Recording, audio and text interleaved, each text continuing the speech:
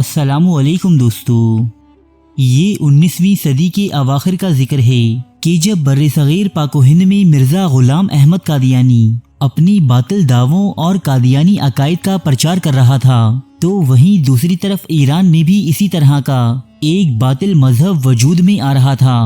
آج اس مذہب کو بہائیت کہا جاتا ہے، جبکہ اس کے ماننے والوں کو بہائی۔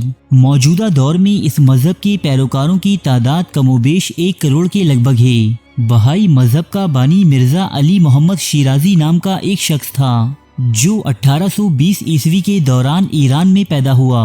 یہ امامیہ یعنی اثنا عشری فرقے سے تعلق رکھتا تھا۔ یہ 9 عمری میں ہی حصول تعلیم کے لیے کربلا گیا اور پھر شیراز واپس آ کر 24 سال کی عمر میں باب یعنی خدا تک پہنچنے کا دروازہ ہونے کا دعویٰ کیا۔ اصفہان کے گورنر منو چہر کے ساتھ ساتھ اور بہت سے صاحب ثروت لوگ اس کے پیروکار بن گئے۔ بعد ازاں یہ اپنی دعووں میں مزید غلو کرتا رہا۔ پہلے اس نے امام مہدی ہونے کا دعویٰ کیا، پھر اس نے یہ دعویٰ کیا کہ ذات باری تعالیٰ اس کے وجود میں حلول کر گئی ہے۔ نعوذ باللہ۔ مرزا علی محمد نام کا یہ شخص یوم آخرت اور جنت و جہنم پر یقین نہ رکھتا تھا۔ اس کے علاوہ بہت سے اسلامی احکامات کی نفی کرتے ہوئے اس نے یہودیت اور نصرانیت سے مختلف چیزیں اخذ کر کے اپنی نظریات میں شامل کر رکھی تھیں۔ چونکہ مرزا علی محمد شیرازی کا لقب باب تھا، اس لیے اس کے ماننے والوں کو بابی کہا جاتا تھا۔ شیعہ اور سنی دونوں ہی مکاتب فکر کے علماء نے باب کی شدید مخالفت کی اور اسے کافر قرار دیا، جبکہ یہ علماء کو منافق اور لالچی کہہ کر لوگوں کو ان سے متنفر کرنے لگا۔ اس کی شخصیت اس قدر جاذب نظر اور الفاظ انتہائی مسحور کن تھے۔ ان چیزوں کا استعمال کرتے ہوئے اس نے اپنے ارد گرد عقیدت مندوں کی ایک بڑی جماعت اکٹھی کر لی تھی۔ جلد ہی یہ شخص اور اس کے باطل عقائد ایرانی حکومت کی نظروں میں آ گئی۔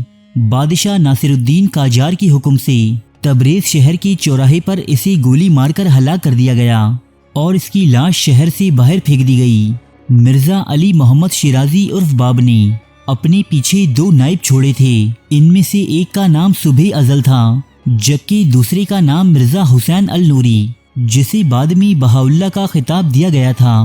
باپ کے مرنے کے بعد بابی جماعت کی قیادت صبح ازل کے حصے میں آئی، لیکن یہ ایک آرام طلب شخص تھا جسے بابی عقائد کے فروغ میں کوئی خاص دلچسپی نہ تھی۔ یہ ایران سے زیادہ بغداد میں وقت گزارا کرتا، جہاں کئی بار اسے بابی مذہب چھوڑ دینے کے دعوے کرتے بھی سنا گیا۔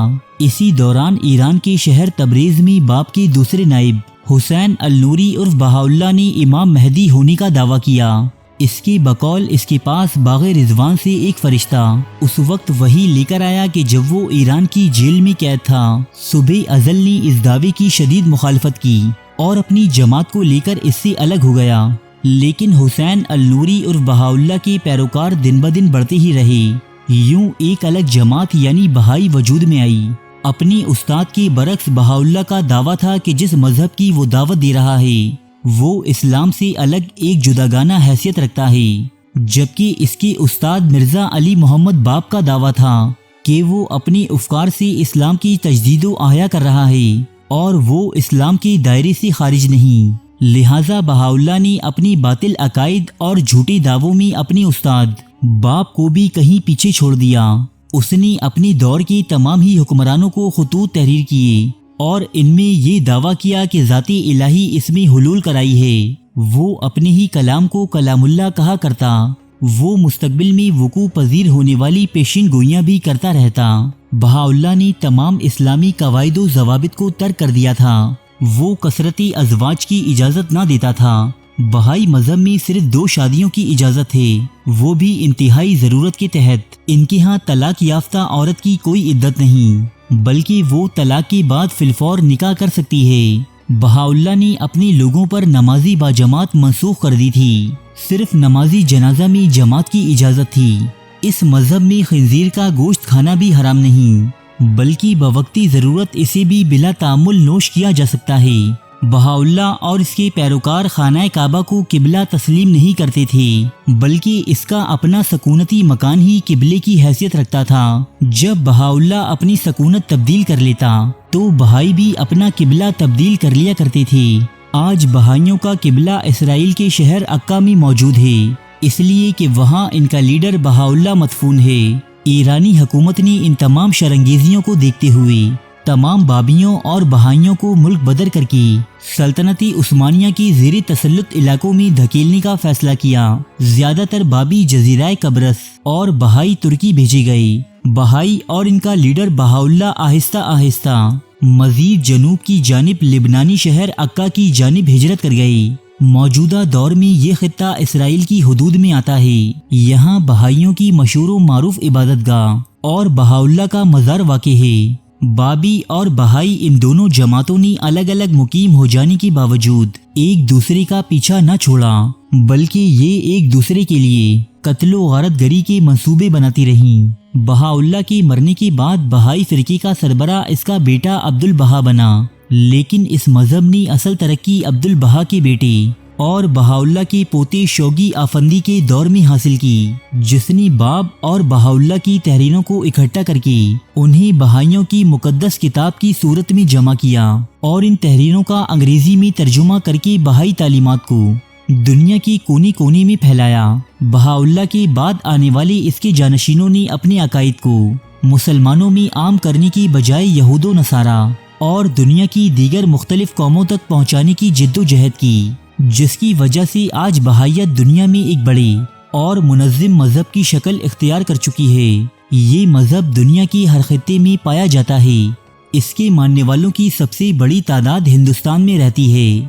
بہائی مذہب باطل عقائد پر مشتمل ہے۔ اس مذہب میں سب سے باطل عقیدہ یہ ہے کہ نعوذ باللہ خدا انسان میں حلول کرتا ہے، اور یہ سلسلہ بہاءاللہ تک ہی محدود نہیں، بلکہ بہائیوں کے مطابق آنے والے ادوار میں ایسا مزید ہوتا رہے گا۔